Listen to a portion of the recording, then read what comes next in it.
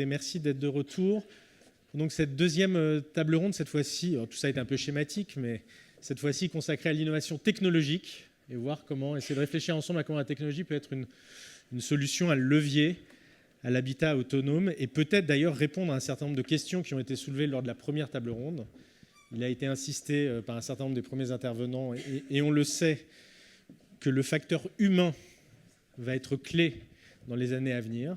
Je ne sais plus quel organisme, si c'est la CNSA, l'adresse ou autre, qui a pointé le nombre de places qu'il fallait en habitat intermédiaire d'une part, mais également le nombre de professionnels du CARE et du CURE, les deux ont été évoqués lors de la première table ronde, qui sont nécessaires dans les prochaines années. C'est de l'ordre de près de 250 000 de mémoire. Alors, il y a la question de la revalorisation financière probablement de ces métiers qui a été évoquée ce matin. Il y a probablement aussi la technologie qui a probablement un rôle à jouer dans la question de l'accompagnement, la question du maintien à domicile, la question de la prévention de l'hospitalisation.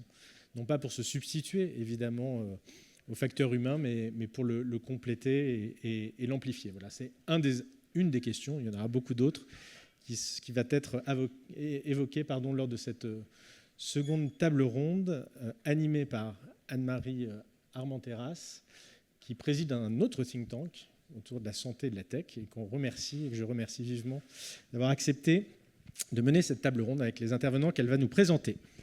Merci beaucoup, Adrien. Bonjour à tous. Effectivement, on vit avec une certaine conviction que demain, la santé sera numérique, mais la santé au sens large, c'est-à-dire la santé qui intègre la prévention, qui intègre le mental dans la santé, c'est-à-dire la capacité à s'occuper de soi-même et donc à vivre de façon autonome malgré ses fragilités. Toute la question est de savoir si ça fera système.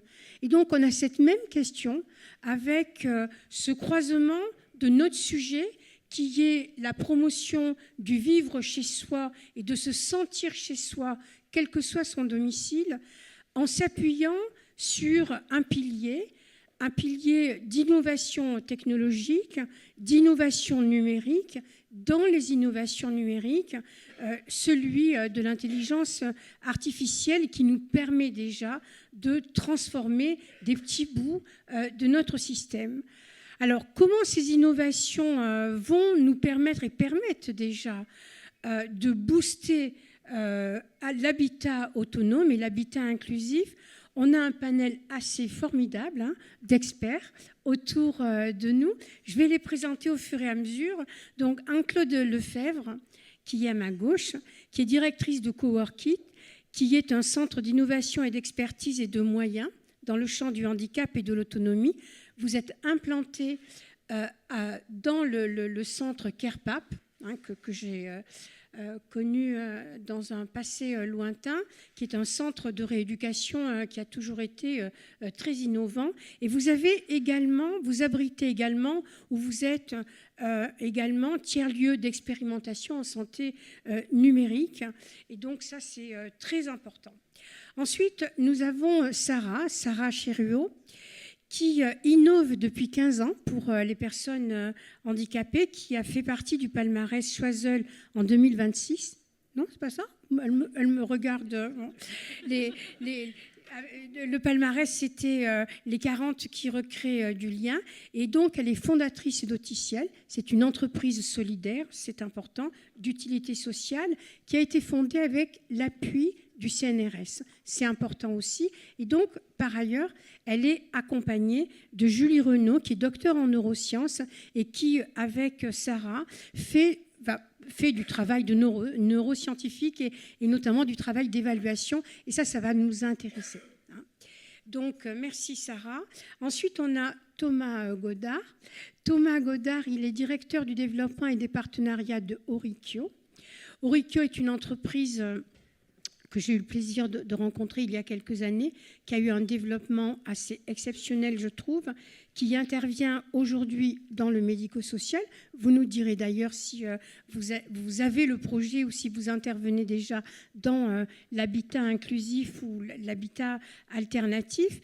C'est une entreprise qui a misé sur le monitoring, comment on dit, acoustique, voilà, sur le monitoring acoustique, et qui a été, je crois, une des illustrations de non pas comment l'utilisation de l'intelligence artificielle et de cette technologie remplace des professionnels et des personnels, mais au contraire, comment elle les rend plus à l'aise dans leur travail et comment elle leur permet d'avoir un peu plus de sérénité, mais surtout de vigilance sur l'état des personnes qu'elles doivent surveiller. Donc Thomas va nous en parler. Et puis on a Yannick Hong.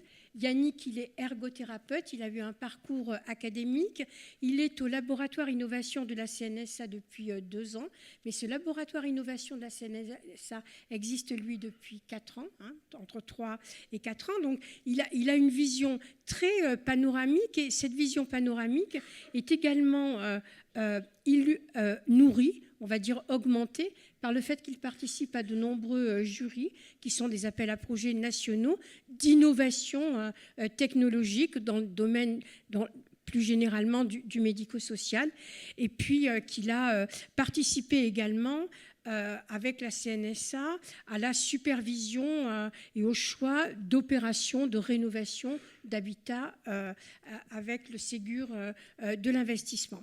Il me manque maintenant Élise Cabane, qui est médecin, gériatre, urgentiste. Élise a fondé une entreprise il y a quelques années qui s'appelle EPOCA. EPOCA est venue dans le dispositif du soutien à domicile de personnes fragiles, justement pour anticiper la dégradation des fragilités. Et on a avec EPOCA et ce formidable travail d'Élise et de sa collègue infirmière avec laquelle elles ont monté donc l'entreprise, on a une illustration de comment l'intelligence artificielle couplée à des interventions d'équipe, couplée à une anticipation intelligente, peut venir prévenir.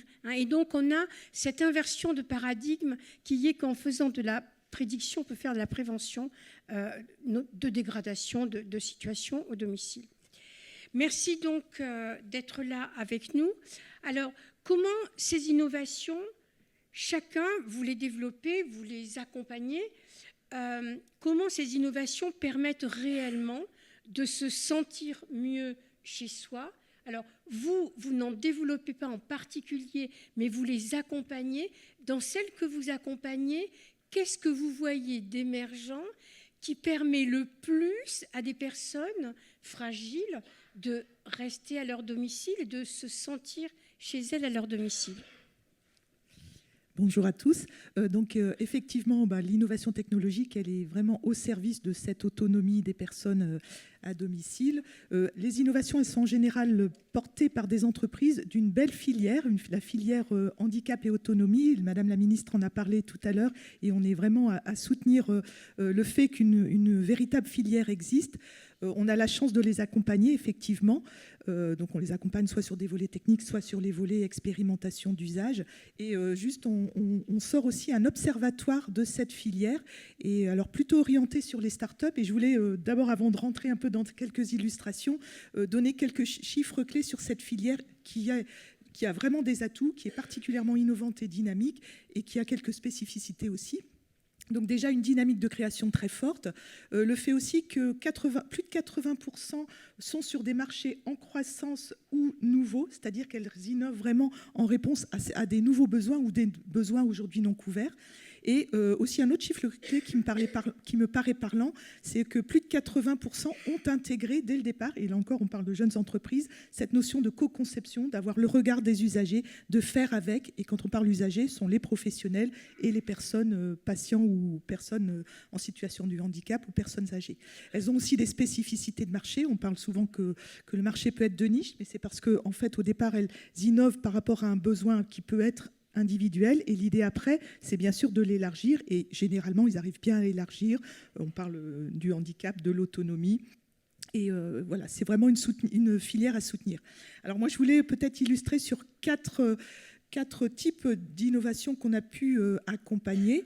Une première, c'est portée par l'entreprise Ability, qui est une jeune entreprise française, qui développe une solution, donc qui est un dispositif médical de télé- et auto-rééducation en réalité immersive à domicile.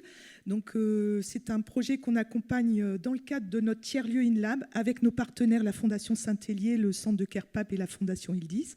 Et là, l'idée, c'est que la solution existe déjà en établissement et le but, c'est de la porter à domicile dans la logique d'une promesse de continuité de prise en charge, de permettre aux personnes finalement de continuer à se rééduquer à domicile et de garder leurs chances lorsqu'elles sont retournées chez elles.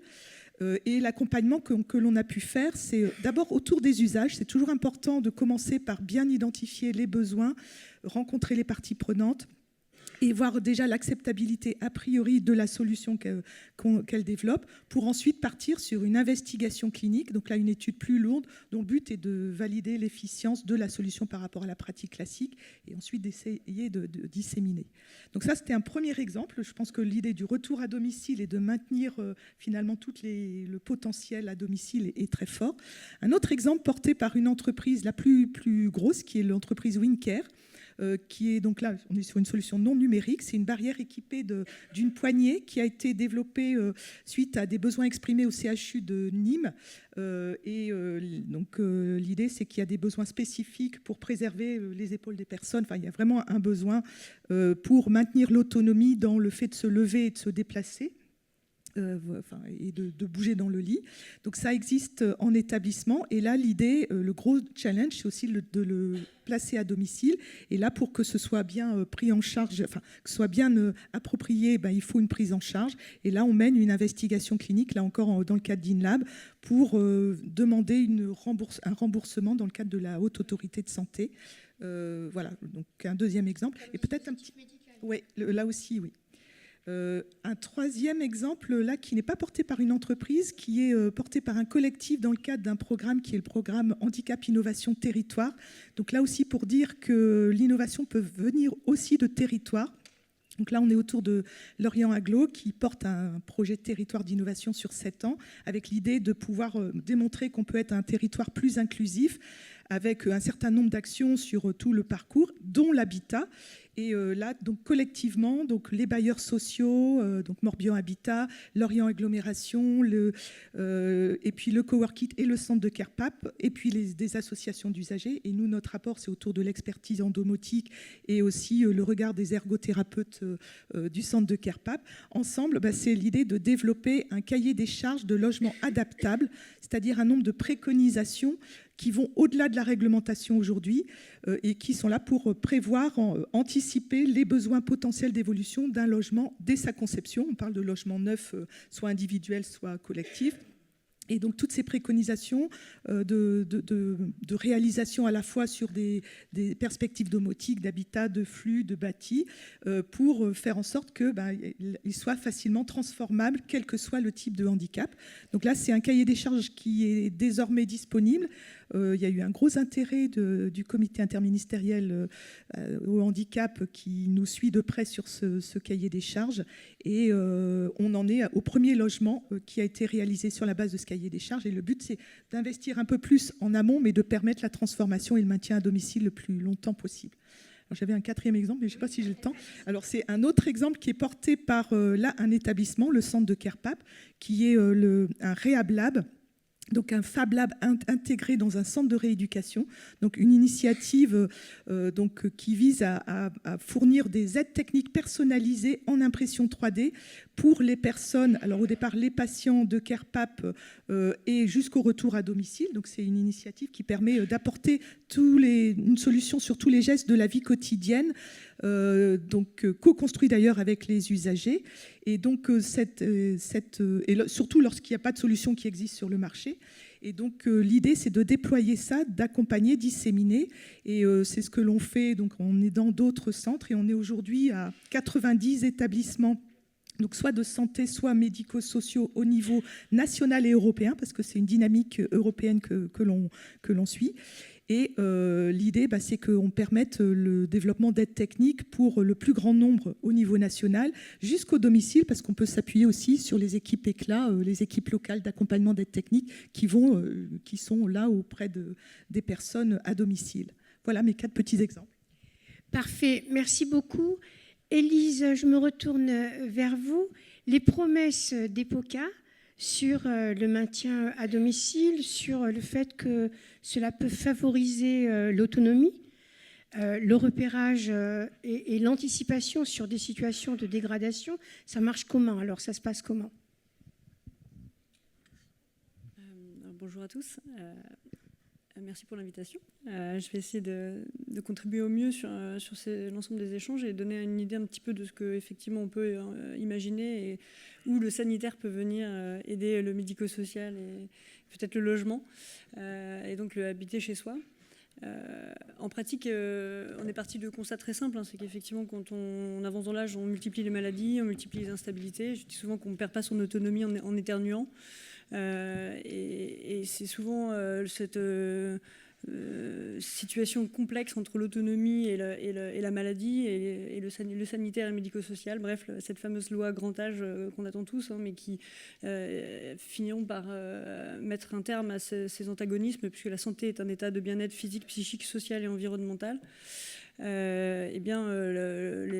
médecins, dans notre engagement d'accompagner les patients au quotidien et soignants en général, on se doit de pouvoir mettre à disposition l'expertise gériatrique à tous. Et on est parti de constats très simples.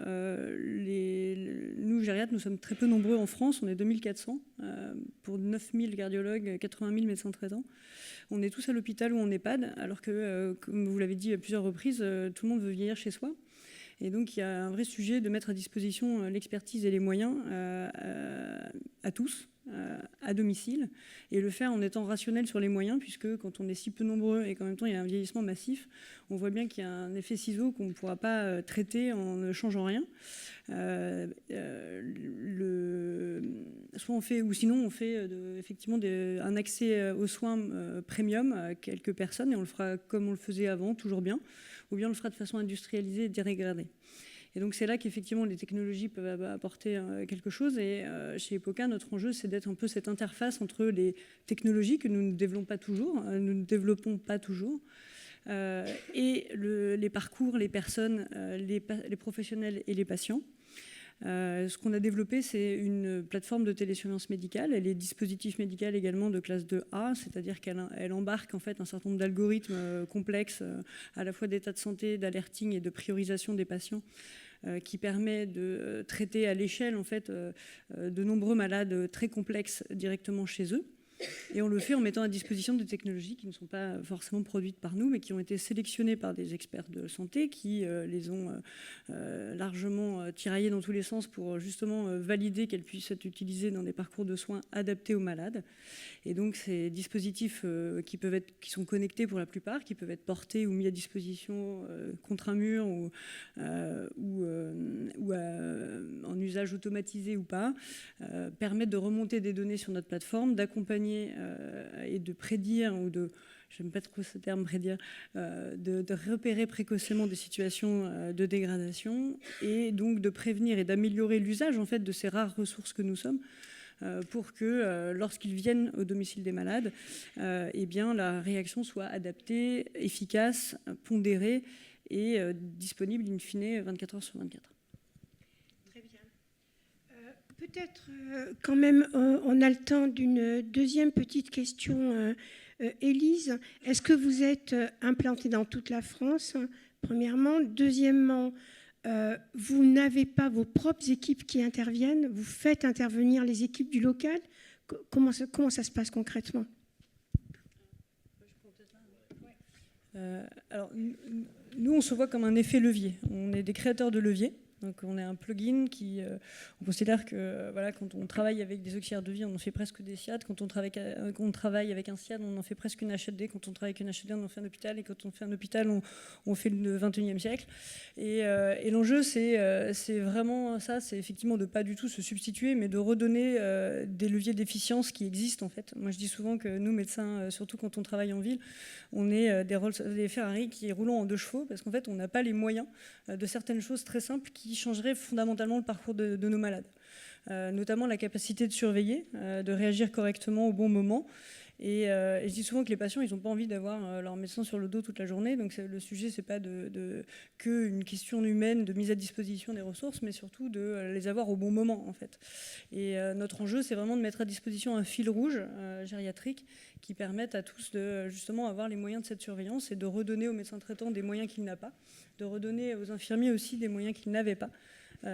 Et on le fait partout sur le territoire aujourd'hui, puisque nous sécurisons tous les lieux d'habitat des personnes. On habite encore en EHPAD, donc on a plus de 150 EHPAD aujourd'hui sécurisés sur tout le territoire français 24 heures sur 24. Ça fait presque 9000 résidents quand même. On a près une quinzaine de résidences autonomie également, où là on a vraiment un accompagnement santé dans le vieillissement. Donc c'est des zones souvent un peu de fragilité sociale, donc on considérait que c'était un endroit où il fallait qu'on soit.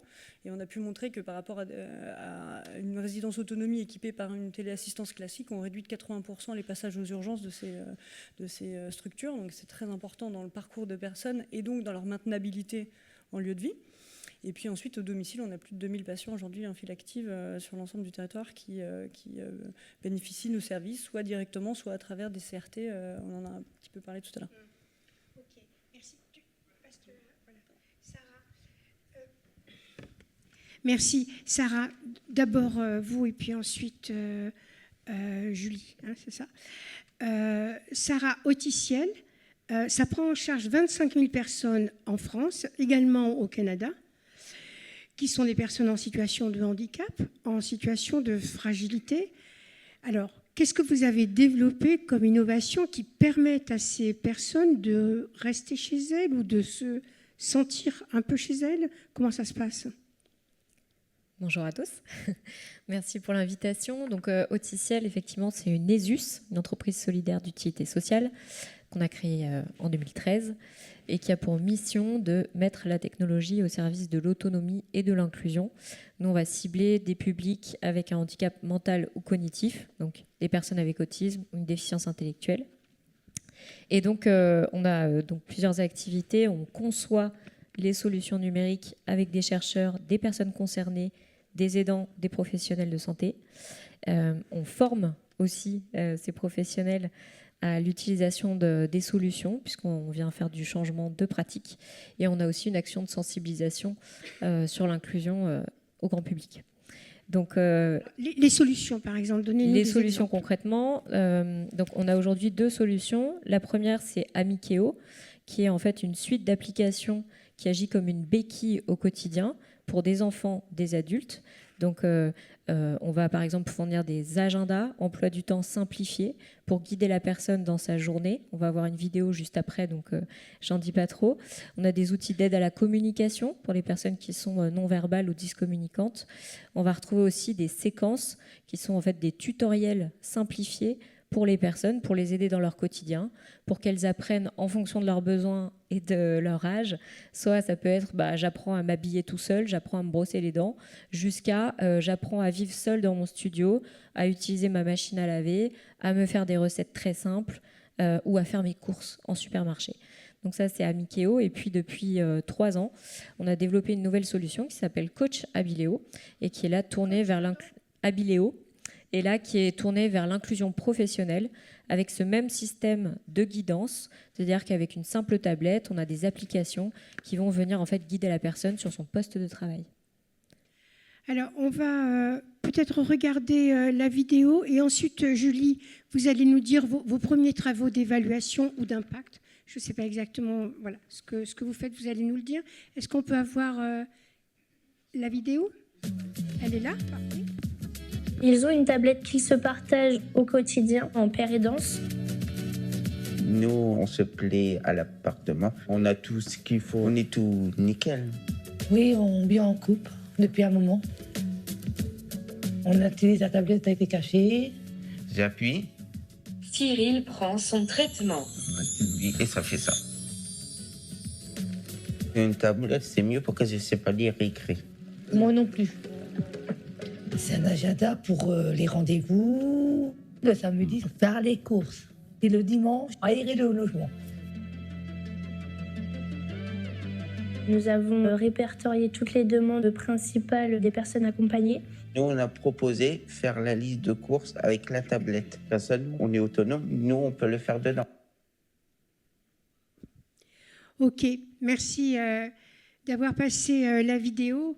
Elle est quand même impressionnante parce que ça veut dire qu'on permet à des gens d'être dans un chez-soi et de rester chez eux. Comment vous faites des études d'évaluation Oui, tout à fait. Alors effectivement, moi je suis directrice scientifique d'Auticiel on a véritablement dans notre ADN cette idée de venir valider scientifiquement les outils qu'on propose. On a un comité scientifique qui nous accompagne, on travaille aussi avec des laboratoires de recherche et on a pu démontrer il y a maintenant 2 ans dans le cadre d'une étude longitudinale écologique qui a duré le temps d'une thèse, mais l'étude en elle-même 1 an environ, que les enfants qui utilisaient nos solutions versus des méthodes traditionnelles, c'est-à-dire des outils papier carton, progressaient 2 à 3 fois plus et 2 à 3 fois plus vite. Et donc, on avait véritablement une étude scientifique réalisée par un laboratoire qui est celui de Carole Tardif à l'Université d'Aix-Marseille, qui démontrait en effet l'impact de nos outils. Dans le cadre dans le cadre d'études qu'on pourrait dire un peu plus qualitatives et moins abouties, on a pu démontrer effectivement que nos solutions permettaient de développer l'autonomie au quotidien des adultes, mais surtout de développer leur capacité à s'autodéterminer, c'est-à-dire à être vraiment acteurs de leur vie, acteurs de leur choix. Les outils qu'on propose sont des outils qui sont personnalisables, qui sont donc construits avec les utilisateurs et ça devient vraiment, au-delà d'être outil de compensation, ça devient vraiment la possibilité d'être acteur de sa vie et de son quotidien. Aujourd'hui, donc je vous le disais, on a de premiers résultats, de premières études, mais on aurait effectivement véritablement le souhait de pouvoir mener une étude avec une cohorte assez importante qui soit contrôlée pour pouvoir démontrer largement à la fois les effets de nos outils, mais d'autres outils aussi sur le développement de ses capacités à s'autodéterminer. Ok, merci. Thomas, Auricchio. Merci beaucoup. Bonjour à toutes et tous. Auricchio, c'est une entreprise qui est née en 2018 avec l'idée que le son pouvait être une source d'information particulièrement riche et notamment pour accompagner les personnes âgées ou personnes en situation de handicap. Le principe est assez simple pour vous décrire la technologie avant d'en venir à la question de l'habitat autonome. C'est un boîtier qu'on installe dans des logements. Alors aujourd'hui, c'est beaucoup dans des EHPAD, beaucoup dans des établissements pour personnes en situation de handicap. On est au domicile depuis quelques mois maintenant, on pourra y revenir. Le boîtier, il s'installe sur le mur en le collant, on le branche sur une prise électrique qui se connecte au Wi-Fi. Il capte les sons ambiants de la pièce et des pièces voisines où il est installé. Ces sons sont transmis sur nos serveurs pour analyse et nos algorithmes qui tournent sur ces serveurs, alors on dirait intelligence artificielle aujourd'hui, ont été entraînés à repérer spécifiquement tout ce qui aurait fait réagir un professionnel s'il avait été en proximité. Et donc on arrive à capter des appels à l'aide formulés, donc à l'aide s'il vous plaît, au secours. Mais là où ça devient peut-être un peu plus intéressant, c'est qu'on arrive à capter des sons humains avec des expressions qui peuvent être involontaires, des vomissements, des cris, des pleurs, des détresses respiratoires, quelqu'un qui taperait de façon répétée sur un objet pour signaler une situation préoccupante. Tous ces sons-là, on les capte et lorsqu'on les capte, on envoie une notification sur le téléphone des professionnels de manière à ce qu'ils puissent avoir en temps réel une information sur la situation qui est en train de se produire et qu'ils puissent agir. C'est évidemment l'intérêt en fonction de la nature de la situation. deux cas un peu extrêmes qu'on cite souvent. Hein. Quelqu'un qui demande un verre d'eau, évidemment, ça demande de l'attention et il faudra aller apporter ce verre d'eau à la personne qui le demande. Mais c'est sans doute pas la même réactivité qui est réclamée que lorsque c'est une personne qui vomit, dont on sait qu'elle a des troubles de la déglutition, qui est susceptible d'inhaler et pour qui ça peut être fatal en l'espace de quelques dizaines de secondes. Voilà. Et donc on offre cette possibilité finalement aux soignants d'agir avec le bon niveau de réactivité. Et pour faire le lien avec le sujet de l'habitat autonome, alors nous on a tendance à considérer que aussi bien en EHPAD, en maison d'accueil spécialisée, en foyer d'accueil médicalisé, à domicile, c'est évidemment un habitat au sein duquel les personnes accompagnées ou non accompagnées aspirent à une autonomie qui soit la plus forte possible, et c'est pas toujours possible.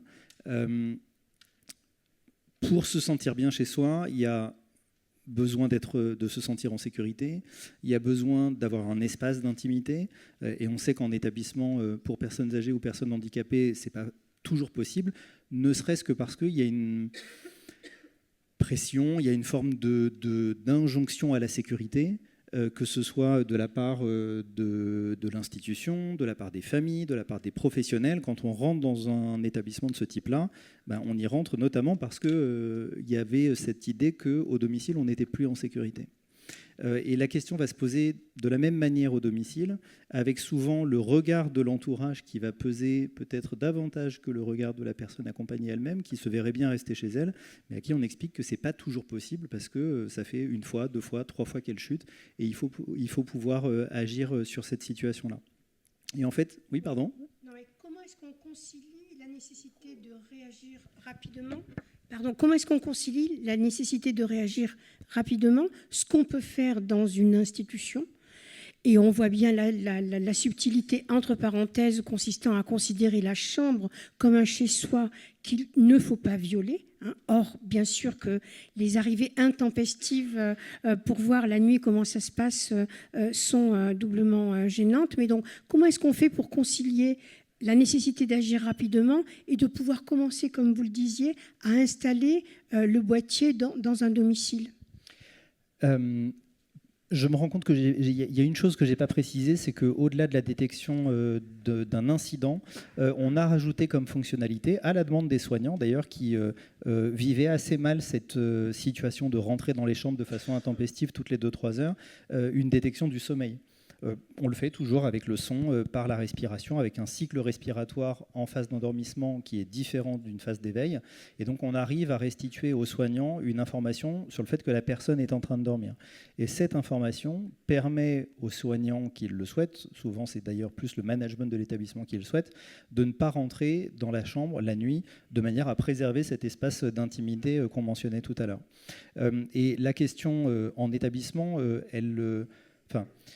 la valeur ajoutée, la valeur perçue de notre solution en établissement, elle est assez immédiate, parce que quand on explique qu'on apporte plus de sécurité, plus d'intimité, et qu'on donne aux soignants des moyens d'exercer leur métier avec plus de sérénité et en favorisant au maximum l'autonomie des résidents, en général, ils sont preneurs. Donc la question de la conviction ne se pose pas. Et finalement, pour le domicile, on va retrouver à des échelles évidemment différentes, avec des parties prenantes qui sont différentes, les mêmes questions de sécurité, de respect de la volonté d'une personne de rester chez soi tant que c'est possible. Et en fait, ce qu'on fait, nous, avec Aurikyo, finalement, c'est simplement de déplacer le curseur de gestion du risque. C'est-à-dire qu'on vient limiter le risque qui est quelque part vécu par la personne à son domicile ou en établissement. Et donc, on permet finalement davantage d'autonomie par ce biais-là. Et après, d'un point de vue opérationnel, au domicile, ça se passe exactement de la même manière. On déploie un boîtier, il y a une veille sur l'environnement sonore, et s'il y a un problème, on prévient en général une plateforme de téléassistance de façon à ce qu'elle fasse une levée de doute, comme ça existe avec d'autres dispositifs. Ok, merci. Gardez-le par là. Donc,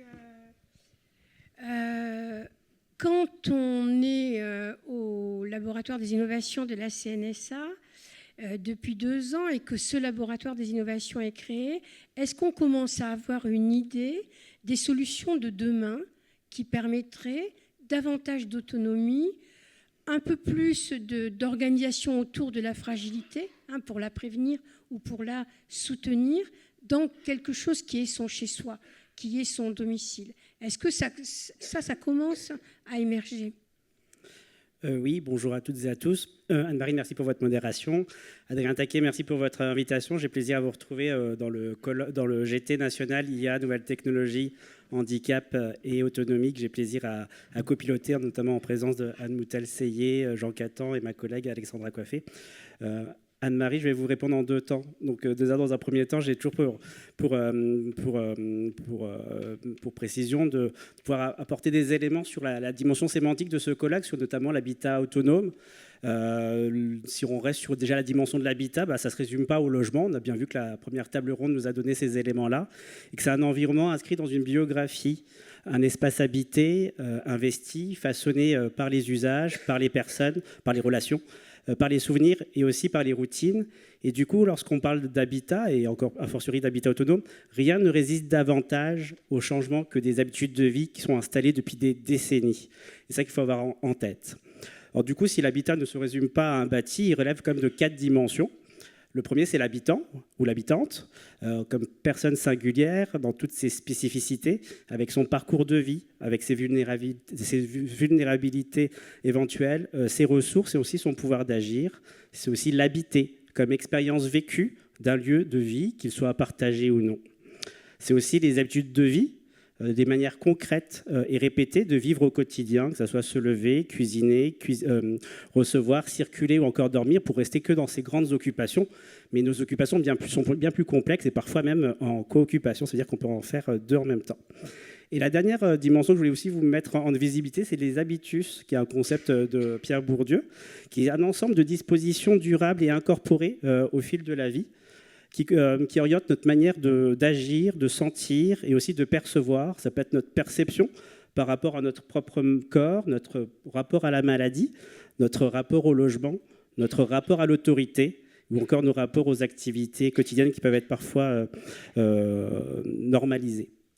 Et pour ne pas faire le champ lexical, je m'étais aussi frotté à la dimension des habits. Je me suis dit, là, je vais un peu trop loin. Mais je vais quand même le rapprocher avec l'habitat, parce que l'habitat, c'est un peu comme les habits. Ils peuvent parfois participer à exprimer notre identité et aussi notre manière dont chacun se situe et participe dans la vie sociale. Donc c'est pourquoi transformer un lieu de vie n'est jamais seulement une question d'aménagement ou de technologie, c'est une vraie question d'accompagnement au changement de style de vie. Alors l'autre terme que je voulais aussi expliciter, c'est celui d'autonomie dans Habitat autonome. Étymologiquement, autonomie vient de autos nomos, c'est se donner à soi-même ou ériger ses propres lois. C'est assez rare de l'associer à l'habitat, mais c'était aussi audacieux parce qu'on le retrouve dans d'autres terminologies comme les logements intelligents ou les smart homes. Et c'est pour ça que je voulais aussi, que ça méritait aussi une précision. Dans le domaine médico-social ou plus largement dans la santé, on manque souvent de distinguer 2 concepts, qui est celui de l'autonomie, et son pendant, c'est le manque d'autonomie, la perte d'autonomie, et un peu plus rarement l'hétéronomie. C'est vraiment cette capacité que ces lois ne sont pas portées par soi, et qui renvoie à la capacité de décider, de choisir, ou encore de planifier ses occupations. L'exemple, c'est de penser à programmer une alarme pour arriver à l'heure au ministère des Solidarités. Le deuxième concept, c'est l'indépendance, et toujours son pendant avec la question des situations de dépendance, qui peuvent être partielles ou totales, qui renvoient à la capacité de réaliser seuls ses actes du quotidien, notamment d'un point de vue moteur, que ce soit la précision du geste, la coordination, la mobilité ou encore la capacité à enchaîner plusieurs tâches qui sont nécessaires à la vie quotidienne. Cette fois-ci, ce n'est pas la capacité de réfléchir à programmer une alarme, c'est bien la capacité à utiliser son écran tactile de son smartphone pour régler la fameuse alarme. Donc du coup, une personne peut être à la fois dépendante de son environnement pour agir, mais autonome pour décider. Et tandis qu'une autre personne peut être indépendante dans ses réalisations de ses gestes du quotidien, mais hétéronome dans ses choix. On peut avoir les deux. On peut avoir une personne qui est dépendante et hétéronome. Et est-ce qu'on peut avoir une personne qui est indépendante et autonome? C'est peut-être un écueil de validisme, parce que finalement, dans notre quotidien, on est souvent aussi confronté à l'interdépendance. On n'est pas en capacité de gérer tous les actes de notre quotidien, que ce soit dans la vie domestique ou dans la vie professionnelle. Alors, ces précisions sémantiques ne sont pas seulement théoriques, elles permettent vraiment de comprendre les véritables enjeux de ce colloque, car les progrès technologiques récents, que ce soit les objets connectés, les capteurs, l'intelligence artificielle, ouvrent pour la première fois dans l'histoire de l'humanité une perspective nouvelle, celle de soutenir les situations de perte ou de fragilité de l'autonomie. Par exemple, dans le cas d'une démence liée à la maladie d'Alzheimer, par rapport aux séquelles consécutives à un accident vasculaire cérébral, ou encore par rapport à des troubles praxiques et des troubles attentionnels chez un enfant, un adolescent ou un adulte. Et tout ça venant compléter, lorsque cela est nécessaire, l'aide humaine. À la différence des aides techniques ou de la domotique classique, qui prolongent le corps ou permettent de faire autrement, les objets connectés ou la technologie augmentée par l'IA ou des algorithmes plus simplement, relèvent davantage d'une orthèse cognitive, une suppléance des fonctions de repérage, d'anticipation ou de vigilance. Mais l'habitat autonome, du coup, appelle à de la vigilance et des grandes précautions, car on dépasse cette fois-ci le contexte hospitalier des soins, on dépasse les environnements qui sont institutionnalisés, qui sont maîtrisés, pour aller au-devant d'un espace de l'environnement privatif, de la personne chargée de son histoire et qui érige ses propres règles. Du coup, la technologie, pour terminer, ne se substitue jamais à une solution autonome en soi. Elle est toujours interdépendante de 3 dimensions. La première, c'est l'environnement humain, la présence des professionnels, des proches, des aidants. La technologie complète, elle alerte, elle sécurise, mais elle ne remplace pas la relation ni l'intervention humaine. La deuxième dimension, c'est l'environnement organisationnel, la gestion, l'intervention des services à domicile, les questions de coordination dont on a parlé, mais aussi qui préconiserait ces environnements technologiques, qui assurerait la maintenance ou la régulation. Donc sans organisation autour d'elle, une technologie reste un vase clos où elle est sous-utilisée. Et enfin, la troisième dimension en lien avec les technologies, c'est l'environnement de vie et des usages. Les habitudes de vie, la question de l'acceptabilité, l'appropriation, l'aménagement du domicile. Et j'ai en tête le concept de responsivité, ou comment l'accessibilité est un moyen et du coup la participation sociale est une finalité. Et je remercie d'ailleurs les personnes qui sont traductrices en langue des signes et des vélotypistes parce que ça permet justement de soutenir la participation sociale des personnes les plus éloignées en cas de pouvoir écouter nos propos. Donc voilà, je voulais juste déjà faire ce point de sémantique avant de répondre à votre question dans la deuxième tour de questions. Répondez à ma question maintenant. Je ne voulais pas emboliser. Vous n'allez pas vous en sortir comme ça. Donc, aujourd'hui, on a des capteurs. On a eu la domotique. Ça, vous l'avez bien expliqué. On a aujourd'hui des capteurs. Bon, vos prédécesseurs l'ont exprimé à la table ronde sous différentes formes. Ce qui m'intéresse, moi, c'est dans ce que vous voyez qui est apporté comme projet, et vous en voyez beaucoup au niveau national. Est-ce qu'on reste sur cette génération de capteur qui permet l'expression et le traitement de la situation, ou est-ce que vous voyez émerger d'autres solutions qui permettent aux personnes en situation de fragilité de rester chez elles? Du coup, là, on est vraiment dans les prémices. Du coup, les personnes qui partagent la table ronde sont des explorateurs de ces enjeux-là. Donc, du coup, notre visibilité est encore amoindrie, d'autant plus que les activités du laboratoire des solutions de demain concernaient jusqu'à ce jour la transformation de l'offre médico-sociale et la modernisation des EHPAD. Donc, du coup, sur la dimension de l'habitat, c'est plutôt une projection, comment le laboratoire des solutions de demain va être déployé pour la prochaine COG. On est entre 2 COG, la Convention d'objectifs et de gestion 2021-2026 de la CNSA, et on prépare, du coup, en termes de réflexion, la prochaine COG 2027-2031. Donc du coup, ça reste pour l'instant un peu une zone d'ombre. L'avantage, c'est de savoir qui va s'occuper justement de ce lien entre habitat et technologie dans cette question de sentiment d'être chez soi. Ça, c'est des éléments qu'on a pu effectivement aborder dans le cadre du laboratoire des solutions de demain pour les EHPAD. Effectivement, dans les éléments qui ont été abordés, le sentiment d'être chez soi est moins une question de mètres carrés, même s'il faut quand même un espace suffisant pour pouvoir se projeter, investir ses activités. Mais c'est vraiment aussi la capacité d'avoir une maîtrise sur son environnement et de pouvoir personnaliser son chez-soi, son lieu de vie. Et du coup, le défi, ça sera plutôt d'essayer d'avoir un chez-soi dans un ailleurs, avec des éléments d'aller, voire de retour. Donc, je ne sais pas si on sera dans une question de... L'enjeu, c'est aussi la diversité du parcours résidentiel. Et dans cette diversité, est-ce que ça va être un parcours linéaire? Je ne crois pas. Alors, merci Yannick. Donc... deuxième séquence, si vous le voulez bien, un petit peu comme la table ronde précédente, on va vous poser maintenant les questions de comment est-ce qu'on sort de l'expérimentation pour passer à la généralisation, Comment est-ce qu'on passe à l'échelle ? Vous-même, vous avez éprouvé des grandes difficultés. On le sait, vous êtes des warriors. Hein. Il a fallu être tenace, y croire, être combattant. Est-ce que vous avez des leçons à partager avec d'autres qui arrivent dans ce type de projet ? Comment est-ce que ce passage à l'échelle est possible pour vous ?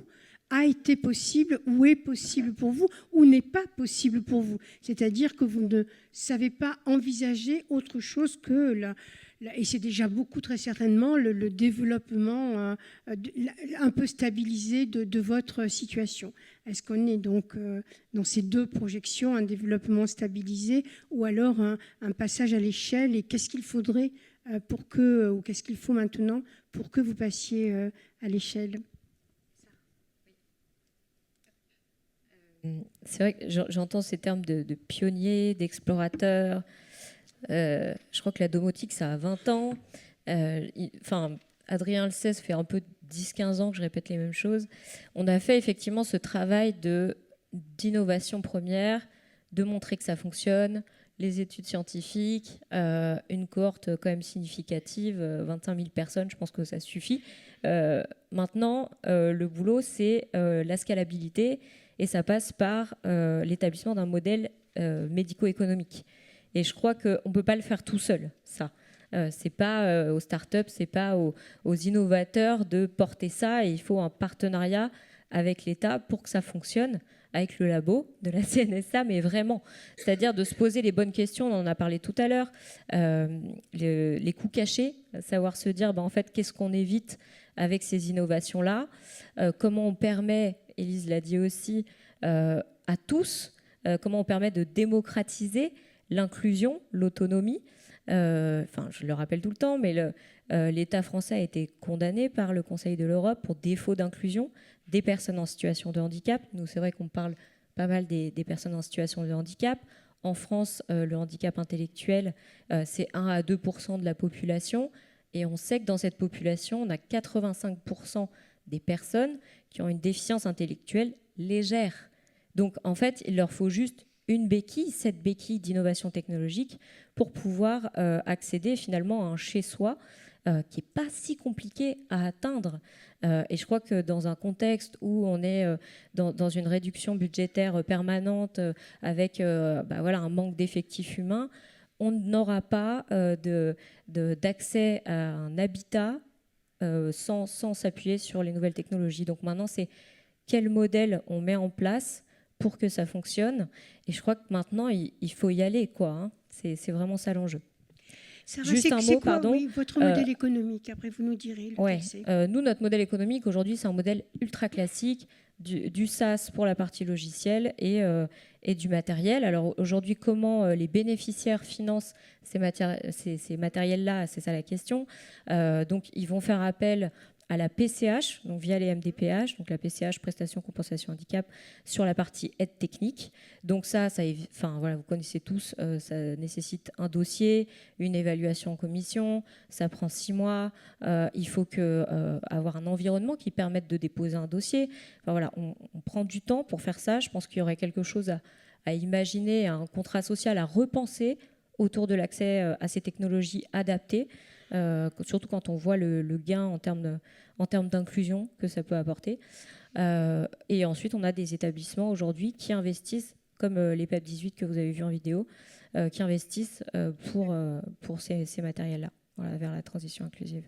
Juste un mot, c'est que nous, aujourd'hui, on a 400 000 personnes avec un handicap intellectuel qui sont en foyer d'hébergement, qui pourraient accéder à un habitat, à un chez-soi, comme on dit, alors qu'au Canada, Inclusion Canada s'insurge qu'il y a encore 10 000 adultes qui n'aient pas accès à un chez-soi.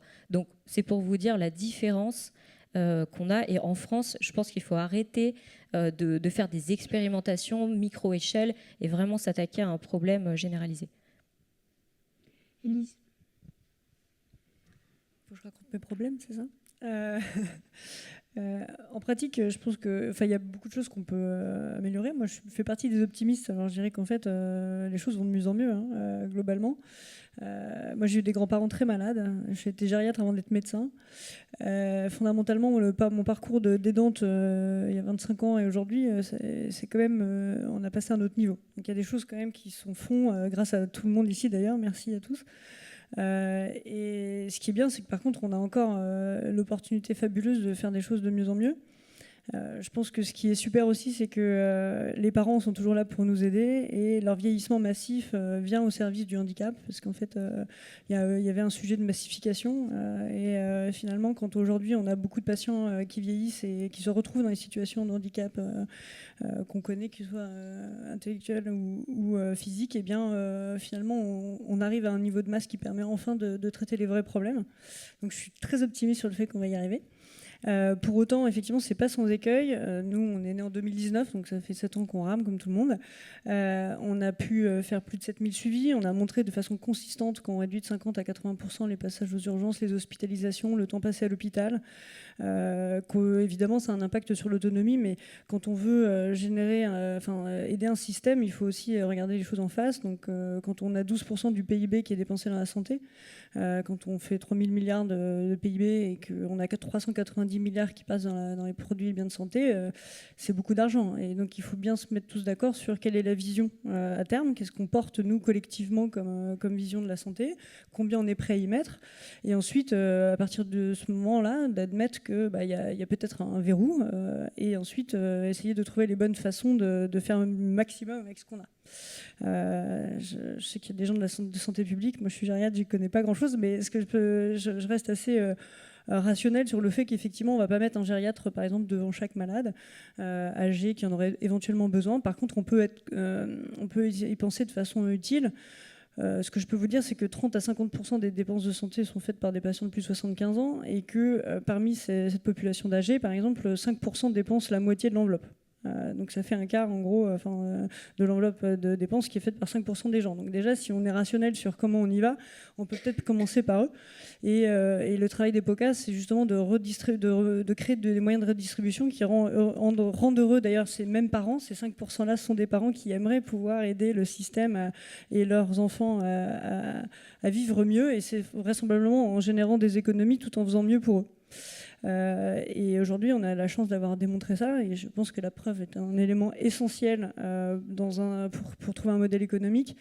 C'est que si on est capable de montrer qu'on est capable de générer des économies tout en faisant mieux, c'est fabuleux, ça évite les dissonances et la schizophrénie, il n'y a plus qu'à y aller. Et alors même qu'on a fait ça, il n'y a plus qu'à y aller, ça reste encore compliqué, parce qu'après il y a tous les enjeux réglementaires, la preuve, le dire de la bonne façon. Il faut bien voir aussi que dans les innovations techniques, technologiques, organisationnelles, parce qu'en fait on parle d'innovation technologique, mais elles ne servent que des innovations organisationnelles. Ces innovations organisationnelles, aujourd'hui, elles sont évaluées comme un médicament.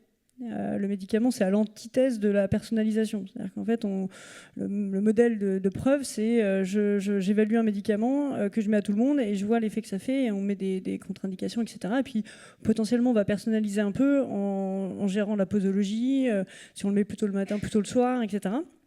Et donc, effectivement, aujourd'hui, nous, une des choses auxquelles on est confronté, c'est que quand on est dispositif médical, quand on veut faire les choses dans les règles de l'art scientifique, on se retrouve dans une situation complexe puisqu'on doit suivre des process d'évaluation scientifique qui sont celui de la non-personnalisation pour évaluer des procédés de personnalisation à l'échelle.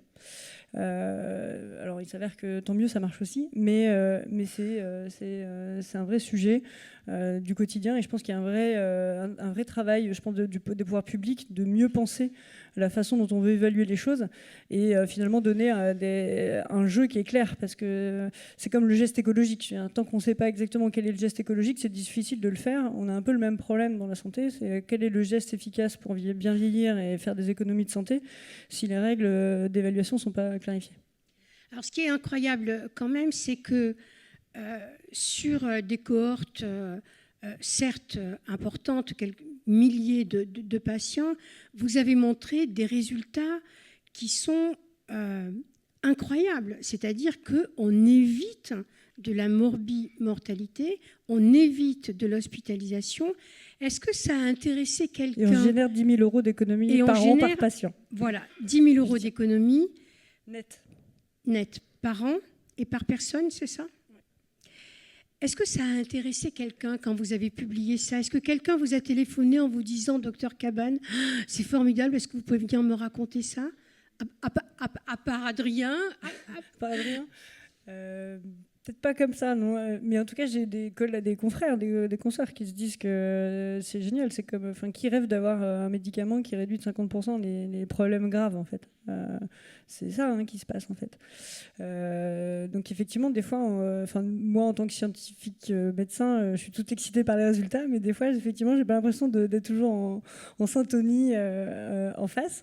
Mais je dois quand même dire que ce qui est quand même très rassurant dans le système, c'est qu'on est quand même nombreux à œuvrer dans le même sens, et quels que soient les endroits, les directions centrales et autres, je pense qu'il y a des vrais alliés partout qui œuvrent progressivement à faire changer les choses. Maintenant, je pense aussi que le temps de la démocratie, il n'est pas dans la précipitation, et je pense que c'est aussi une bonne chose. C'est-à-dire qu'aller trop vite, on fait souvent des grosses erreurs.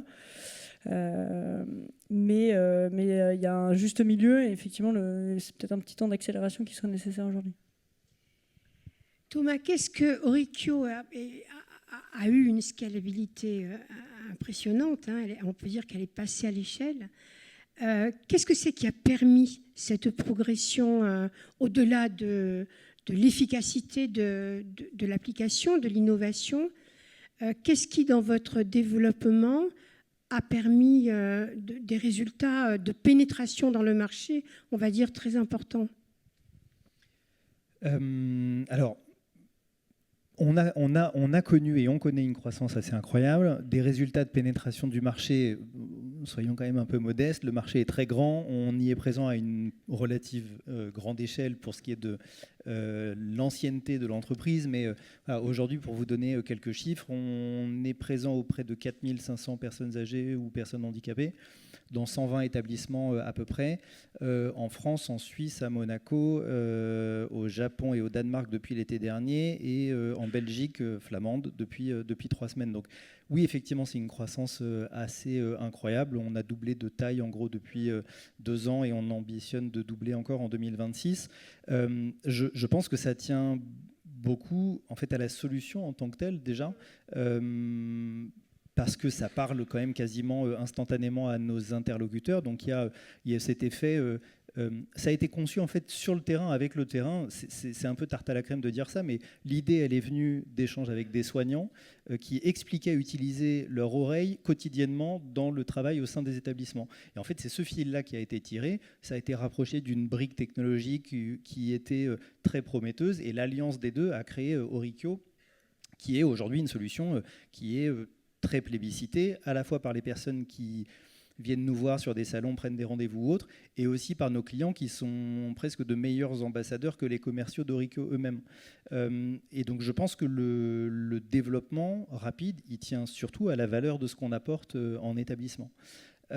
Ensuite, si on parle des difficultés, des freins, de qu'est-ce qui permettrait peut-être de se déployer davantage, en fait, pareil, j'ai peur d'enfoncer un peu des portes ouvertes, mais c'est souvent les moyens dont il est question. C'est-à-dire qu'on a une technologie que moi je trouve remarquable, et je crois que j'ai le droit de le dire parce que j'en suis pas du tout à l'origine. Donc vraiment, elle change la donne sur le terrain. Et en même temps, le terrain auquel elle se destine est un secteur qui est en grande majorité déficitaire. 75% je crois des établissements privés non lucratifs, 80% des établissements publics, en parlant des EHPAD, sont déficitaires aujourd'hui. Et donc oui, évidemment, adresser un marché qui est majoritairement déficitaire, c'est plus compliqué que s'il était majoritairement excédentaire. Et c'est d'ailleurs aussi une des raisons qui fait qu'on part aussi à l'international, comme de nombreuses entreprises du secteur. On ne met pas tous nos œufs dans le même panier. On pense que notre technologie qui repose sur le son, qui a un caractère universel, peut se déployer un peu partout dans le monde avec une relative facilité. On a installé notre solution dans un établissement outre-Atlantique sans jamais y mettre les pieds, parce qu'on est aussi, nous, sur un modèle de SaaS avec un petit boîtier qui est assez facile à envoyer par colis. Donc tout ça fait qu'on se développe très bien. Mais effectivement, il y a en France un vrai sujet autour du financement qui n'est pas forcément absent. Il y a de l'argent qui est mis régulièrement et les pouvoirs publics soutiennent le secteur soit avec des crédits pérennes, soit avec des crédits dits non reconductibles. Et c'est vrai qu'on a la chance de mobiliser une partie de ces financements-là pour se déployer au sein des établissements, mais on arrive sur, on va dire, un biorhythme qui n'est pas exactement celui de l'entreprise, avec des temps de décision qui sont longs, 6 mois, 9 mois, 12 mois, parfois 18 mois. Et c'est générateur de frustration, pas pour nous, mais beaucoup pour les établissements qui aimeraient bien s'équiper en solutions innovantes et qui n'en ont pas forcément les moyens propres, voilà, et qui dépendent de tiers pour pouvoir s'équiper avec des nouvelles technologies. Ok. Si je peux me permettre, il y a peut-être aussi un vrai sujet qui est vraiment le réglementaire. Aujourd'hui, dans les technologies, on est quand même dans une interface permanente entre le dispositif médical ou pas, puisqu'à partir du moment où on intervient dans la décision d'un professionnel, on a ces sujets. Nous, en tant que traducteurs, distributeurs, on met à disposition des dispositifs médicaux connectés à plein de partenaires. Donc on a une responsabilité quant à la façon de la mettre à disposition, à la sécuriser. On des risques. La technologie, c'est chouette quand ça marche, mais quand ça marche pas, il faut qu'il y ait des gens pour gérer. C'est notre rôle. L'aspect réglementaire est un élément extrêmement clé. Je pense notamment à une entreprise française là, qui en ce moment est en grande difficulté, alors que c'est les meilleurs du marché sur fréquence respiratoire dans le monde. Et on est en train de les perdre parce que typiquement, ils viennent d'être lâchés par un investisseur institutionnel qui est quand même la BPI. Et donc, il y a un vrai sujet fondamentalement sur comment, autour de la table, on se met d'accord sur avancer en France et qu'est-ce qu'on veut réellement. Enfin, le réglementaire doit servir une vision. Alors, justement, pour les organismes qui accompagnent les innovateurs dans ce domaine, comment est-ce que vous les aidez à passer de l'accompagnement, et de l'expérimentation à la généralisation? La question vaut pour vous deux.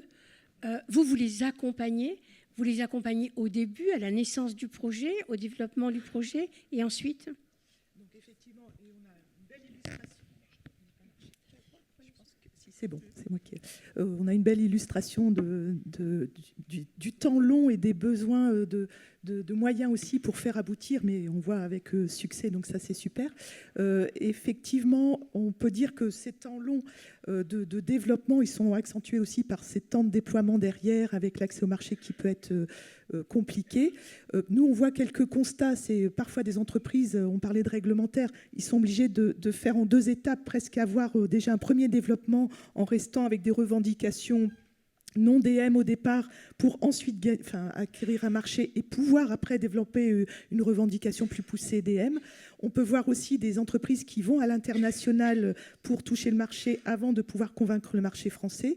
Et on peut voir aussi en constat, par exemple, une solution qui est déployée en établissement, qui a fait ses preuves, pour avoir le déploiement à domicile. En fait, c'est la demande de remboursement et ça prend 2 ans de plus. Donc on voit, tous ces constats font que c'est un temps long et compliqué pour les entreprises innovantes. Alors nous, nos préconisations, déjà, c'est sur ces étapes d'expérimentation, on peut déjà anticiper pas mal de choses de ces obstacles qu'elles vont rencontrer derrière. Donc je pense notamment autour des tests, de ce qu'on appelle autour des usages, donc les focus group. En fait, on peut déjà challenger pas mal le regard des usagers, l'acceptabilité a priori, les changements organisationnels qui peuvent se passer et ensuite c'est complété par des études d'impact.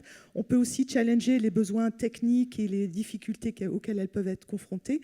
Donc tendance à dire vraiment prendre ce temps quand même de toutes ces étapes de tests autour des usages. On peut challenger aussi des modèles économiques dès l'amont, prendre le temps aussi des études évidemment nécessaires si on est un DM, jusqu'au remboursement, jusqu'aux études médico-éco.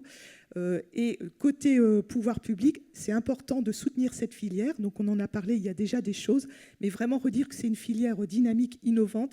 C'est important de faire un écosystème qui permet aussi de rassurer pour qu'elles fassent les bonnes levées de fonds. Je sais qu'on en parle des fois avec Adrien là-dessus. Ça, c'est très fort et il faut rassurer pour qu'elles puissent tenir sur tout ce temps nécessaire et qu'elles puissent mener les bonnes études. Il faut aussi, sûrement, on a parlé des subventions pour certaines étapes clés de leur développement. Et en tant que tiers-lieu, je vais prendre la petite casquette tiers-lieu, on est en train de discuter avec l'ANS notamment sur un guichet qui serait autour des tests d'usage. Et je pense que là, il y a beaucoup de choses qui se font un peu rapidement parce qu'on se dit on va peut-être le faire. Et au final, en prenant le temps avec des méthodes appropriées, ça peut être des choses qui convainquent pour la suite. Donc voilà, donc c'est un gain de temps et donc un petit appel, ça serait super que ce guichet test d'usage voit le jour et soit vraiment permette de soutenir cette filière. Et si je reviens sur les différents obstacles, pour moi il y a aussi des obstacles techniques qu'il faut ne pas négliger. Quand on est au stade XP, par exemple, si on a une solution numérique, il faut aussi qu'elle puisse s'interfacer avec les logiciels métiers si on est en établissement, toutes les questions d'interopérabilité. Donc là aussi, ce sont des choses qu'on peut anticiper, mais on voit bien que c'est un sujet, sur la phase d'XP, ça se passe. Nous, on a un exemple en cours sur l'accompagnement d'une solution de suivi des plaies à domicile avec la HAD de Lorient. Pour l'XP, c'est nickel, ils avancent. Ils savent très bien qu'ils auront des difficultés à convaincre leur éditeur pour faire ce changement qui va bien pour que la solution puisse être déployée. Je ne sais pas si je vois Élise qui... Je pense que je me permets de rebondir, mais c'est vraiment un élément clé. Je pense qu'il y a à quand le côté régalien d'imposer un cahier des charges de l'interopérabilité au sens strict, c'est-à-dire quel niveau d'échange entre les logiciels, quelles infos doivent être envoyées, sont exigibles et exigées. C'est une libération absolue pour les patients. Enfin, en tant que médecin, je considère vraiment qu'il y a un endroit qui n'est pas du tout exploré, c'est la mortalité liée à la pseudo-confidentialité des données, c'est-à-dire au silotage de l'information médicale entre les établissements de santé. Je peux vous donner une petite anecdote que je rappelle souvent, mais à 4h du matin, quand je suis de garde aux urgences d'Argenteuil, que j'ai un de mes confrères, alors que je suis vraiment très fatiguée, parce que les urgences d'Argenteuil, c'est quand même c'est presque la guerre. On se touche ce matin, on se dit « Oh, je suis encore vivant !» Eubonne, c'est pas mieux. Et bien, j'ai un collègue de Bonne qui m'appelle, qui me dit « J'ai une patiente de 35 ans qui vient de mettre... qui est en bouffée délirante, elle hallucine, etc. Je voulais lui mettre des neuroleptiques, mais je sais pas, je la sens pas. J'ai essayé de lui faire un ECG, il est bizarre son ECG, je comprends rien. » Et j'ai regardé son adresse... Et j'ai vu qu'elle habite à Argenteuil. Alors je me suis dit que peut-être elle est venue par chez toi. Donc à 4h du matin, il appelle son collègue des urgences d'Argenteuil pour vérifier si oui ou non il est passé. Coup de chance, la dame est venue une seule fois et elle n'était pas délirante ce jour-là. Et on savait qu'elle avait effectivement une pathologie cardiaque qui contre-indiquait formellement l'usage des neuroleptiques. Qui fait ça à 4h du matin, enfin, à part un très bon docteur, pas beaucoup. Et ça, c'est un vrai sujet. Et je pense que plutôt que de faire des milliards de logiciels, si on pouvait juste mettre une loi sur l'interopérabilité et un cahier des charges sur à quel niveau d'information, je pense qu'on sauverait plein de gens. Alors espérons que l'Europe, et on peut tout à fait, bien sûr... corroborer les propos d'Élise et espérons que ce que l'Europe est en train d'essayer de faire sur l'interopérabilité fonctionnera. Yannick, un mot. Comment est-ce qu'on les aide à passer de l'expérimentation à la généralisation ? Est-ce que vous avez une idée sur l'évaluation et ce qu'a dit Élise, c'est-à-dire la complexité d'appliquer à ces innovations des règles qui sont les règles héritées des dispositifs médicaux non numériques ou du médicament. Est-ce qu'on a en chantier quelque chose qui permettrait une prise en compte des besoins d'évaluation ? Il n'est pas question de ne pas les évaluer, d'évaluer l'impact sur la promesse considérée et donc sur la personne. Mais c'est sûr que les méthodes d'évaluation aujourd'hui ne sont pas toutes adaptées. Alors, donc deux questions. L'expérimentation à la généralisation et puis éventuellement, est-ce qu'on travaille un peu sur ces questions d'évaluation ? Oui, donc du coup, comme je l'ai dit tout à l'heure, la CNSA est entre deux COG. Donc ça veut dire qu'une COG, c'est notre programme pluriannuel. Donc c'est-à-dire que si on veut rajouter de nouvelles choses dans une COG antérieure, il faut déjà qu'on la respecte en tout point. Donc on est vraiment dans une année charnière pour pouvoir aborder ces éléments-là, liés notamment à l'habitat et aux nouvelles technologies. Alors sur la dimension de l'expérimentation, et là du coup ce sont plutôt les propos du laboratoire des solutions de demain que des décisions de la CNSA proprement dit. C'est vraiment, je pense, que de pouvoir s'inspirer de la conférence ou la commission des financeurs pour la prévention de la perte d'autonomie, de pouvoir réunir les financeurs qui participent à toute la programmation de R&D. On le voit dans des appels à projets où parfois on demande aux porteurs de projets de pouvoir présenter déjà une innovation produit ou servicielle avec un TRL à 6, c'est-à-dire déjà un niveau de maturité qui est fort, alors que souvent on n'a pas... c'est un niveau de maturité, du coup c'est une échelle de maturité des innovations, alors que du coup on n'a peut-être pas assez de soutien justement dans l'émergence d'une innovation qui factuellement ou fondamentalement doit répondre à des besoins. Je pense que l'exemple du Coworkit est un bon exemple, notamment par rapport à la dimension des Fab Labs ou des Rehab Labs, où il faut pouvoir accompagner les entrepreneurs, les offreurs de solutions à pouvoir exposer dès la phase d'idéation leurs idées en les confrontant à leur public cible, si tant est qu'ils le connaissent, et puis il faut les accompagner à peut-être davantage l'affiner, et aussi dans un contexte au début de banc d'essai avec des panélistes, puis après dans un contexte réel d'activité ou des usages. Et je pense que là, on n'est peut-être pas encore assez fort pour pouvoir vraiment soutenir Je pense qu'on n'est pas encore assez fort pour le faire, donc ça va être du coup un défi de davantage le structurer. Une fois qu'il y a plusieurs cofinanceurs, BPI France finance l'innovation et la R&D, la Caisse des dépôts le fait aussi, l'ANS a aussi un appel à projet, notamment dans le cadre de structure 3.0 ou les tiers-lieux d'expérimentation. Donc là, je pense qu'il faut vraiment une coordination des soutiens à l'innovation pour pouvoir du coup assurer un tremplin aux entreprises qui se détachent par l'utilité de leurs produits, par la pertinence de leurs solutions, de pouvoir les associer directement avec des besoins, ça c'est important, et aussi de les accompagner de la preuve de concept, à l'étude de faisabilité, à l'étude coût et efficacité, voire l'étude d'impact social. Effectivement, ça demande du temps. Il y a des entreprises qui sont plus en avance que d'autres sur ces éléments d'études. Donc je pense que le pendant du soutien à l'innovation, il faut aussi avancer guidé par la donnée. Et se donner possiblement la possibilité aussi d'avoir un tamisage, c'est-à-dire que les entreprises qui n'arrivent pas à démontrer même à un niveau plus avancé de leur programme de R&D des données dites probantes, il va falloir faire aussi prendre des choix, peut-être les accompagner à rediriger leur modèle budgétaire, soit en B2C, en B2B2C ou en B2B, pour pouvoir soutenir avec plus de force les entreprises qui répondent pleinement à des besoins, notamment, comme l'a annoncé Madame la ministre Parmentier-Lecoq, sur les enjeux démographiques liés au vieillissement et le soutien aux aides à domicile, parce qu'on est confronté à des tensions liées au niveau RH sur cette question-là. Et c'est vraiment des technologies en soutien du coup aux professionnels et pas en remplacement. Sur l'évaluation ?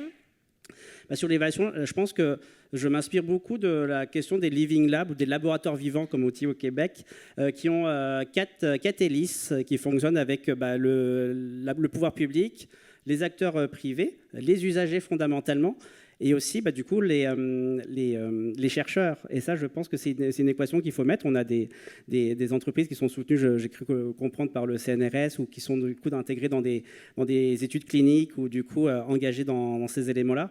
Et donc je pense qu'il faut mener de front l'ensemble des sujets, à la fois mener ces éléments d'études et faire en sorte que les solutions, et ça c'est une vraie question pour les offreurs de solutions, est-ce que du coup on les arrime à la dimension des services socles du coup existants, que ce soit les hébergeurs de données de santé, les RPPS+, ou les FINES+, lorsqu'on parle de SMS notamment, mais tous les habitats ne relèvent pas des ESMS.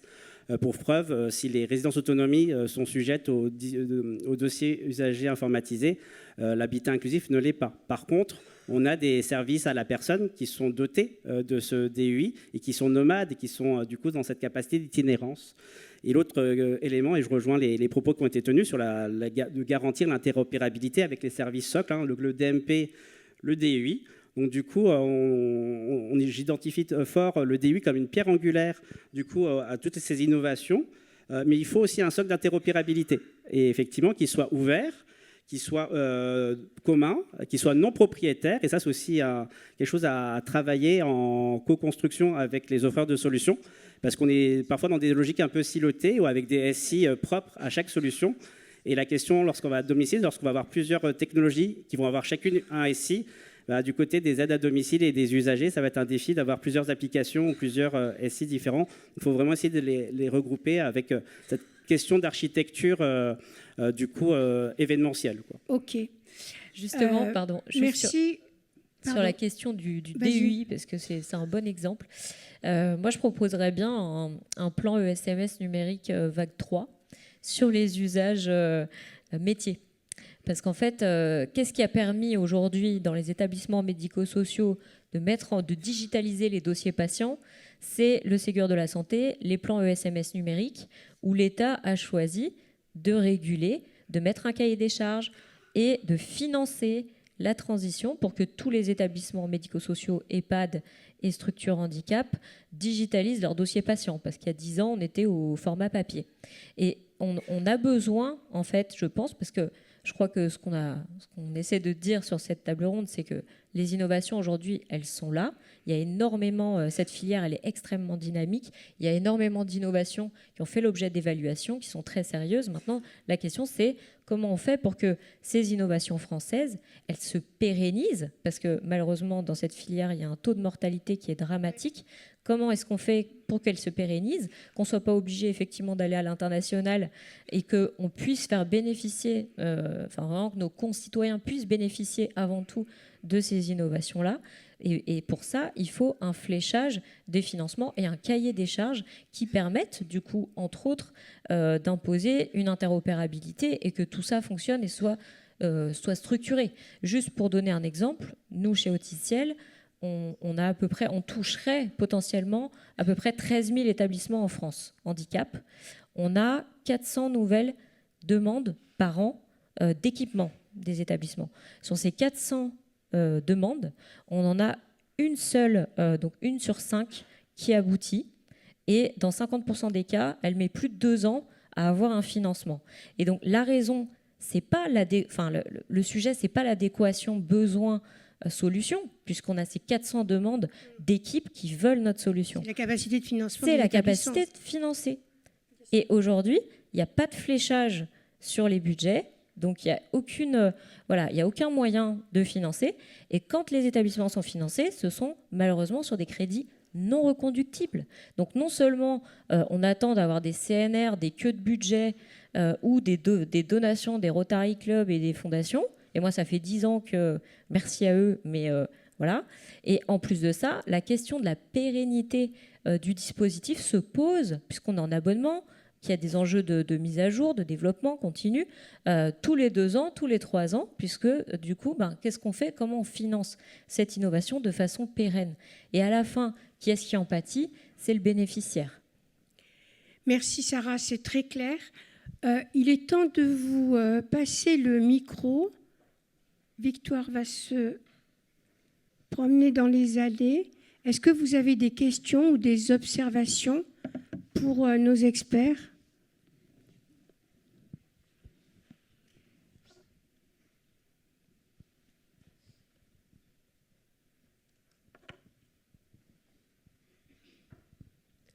Bonjour. J'ai une question à vous, docteur. Vous avez parlé de la télésurveillance médicale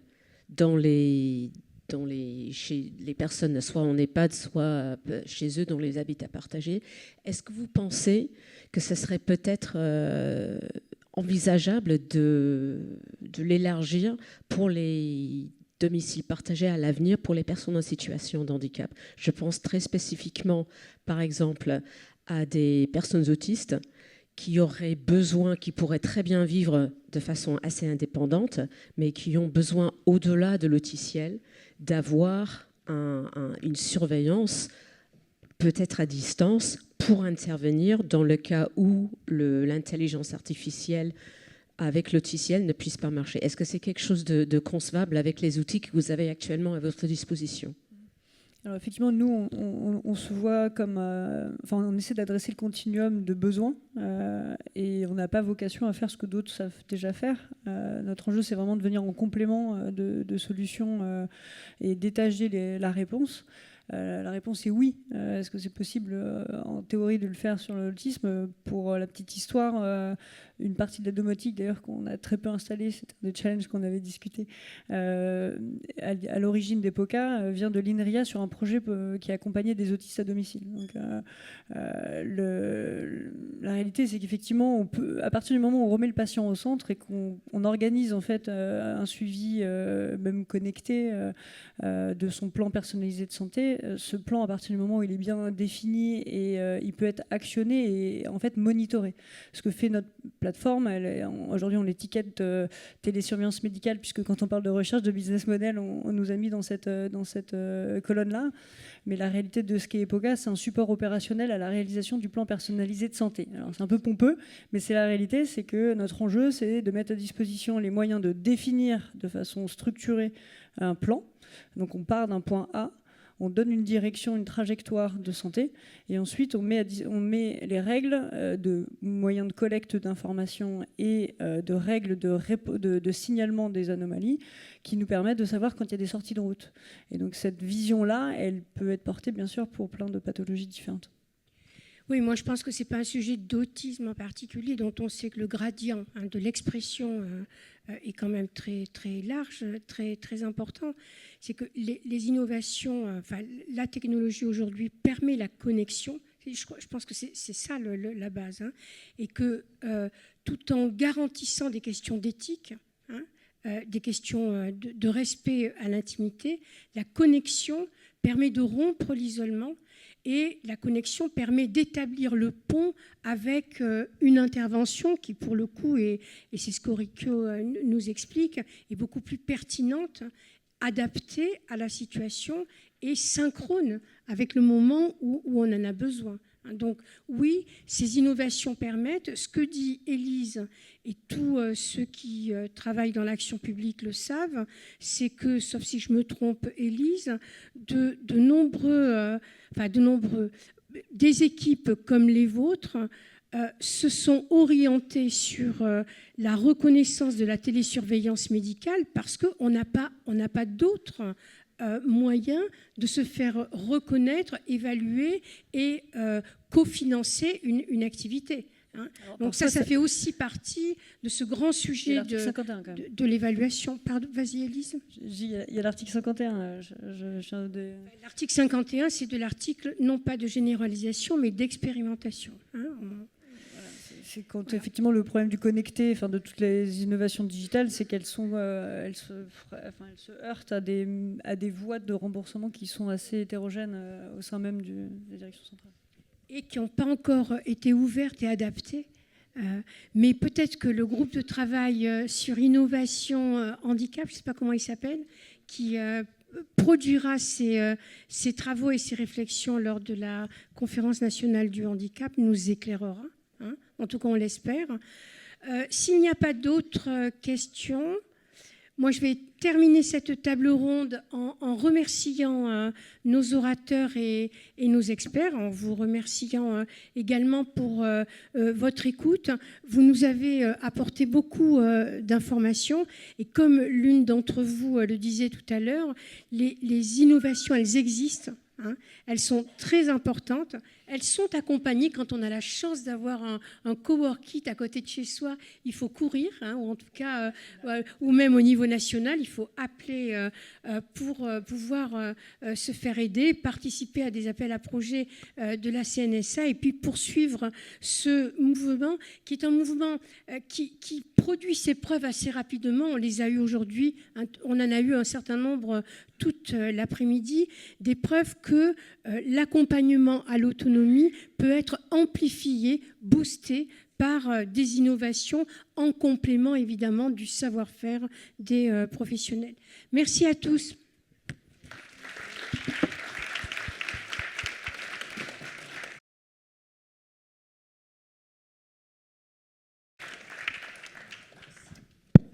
Merci beaucoup à vous toutes et tous. pour cette deuxième table ronde. Écoutez, je vais conclure très, très brièvement parce que l'après-midi a déjà été très, très dense. Même si, je pense que nous n'avons qu'effleurer un certain nombre de sujets autour de ces questions liées à l'innovation, notamment sur la dernière table ronde où il y a un certain nombre de choses très intéressantes qui ont été dites, et notamment sur la nécessité d'un point de vue réglementaire et de financement de simplifier la vie des entrepreneurs, de leur donner, de créer en gros un cadre favorable à ce que l'innovation puisse se développer et bénéficier in fine à tous, car le rôle de l'innovation, c'est bien de démocratiser l'accès aux biens et aux services du plus grand nombre. Mais on n'a pas du tout abordé les questions liées à l'éthique, par exemple, à l'égalité d'accès, justement, parce qu'on a beaucoup parlé de remboursement, sécurité sociale, sur la première table ronde de financement public. Mais on connaît le contexte actuel des finances publiques et il n'est pas sûr que le financement public pourra permettre à tout le monde de façon égalitaire de pouvoir bénéficier de ces innovations, qu'elles soient sociales, telles qu'on l'a vu au cours de la première table ronde, ou des innovations technologiques. Donc ça remet aussi, ça interroge en tout cas le principe d'égalité ou d'équité d'accès qui est très attaché au principe de compensation, qui est un des valeurs importantes de la loi de 2005, en tout cas s'agissant du handicap. Donc, premier tour d'horizon autour de ces questions-là. Simplement vous dire que l'ensemble des interventions de cet après-midi ont été filmées, d'une part, peuvent être retrouvées sur les différentes plateformes que nous mettrons à disposition dans le cadre de ce think tank, qui va avoir une publication également de l'ensemble de ce qui a été dit, qui sera mis à disposition de ceux qui le souhaitent, en format papier et en format numérique, là aussi sur le site d'Autonomie et Habitat.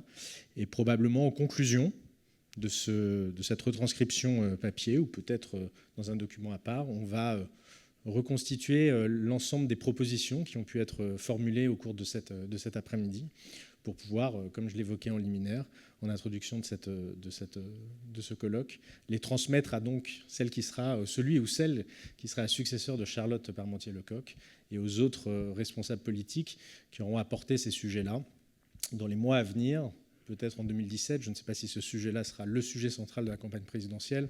Je vous avoir quelques doutes, mais en tout cas, on va pousser pour que ces types de sujets, ces sujets-là avancent, pour que l'innovation, enfin, puisse bénéficier à tous et que nous puissions répondre aux enjeux qui sont devant nous, une fois encore, pour le bien des personnes.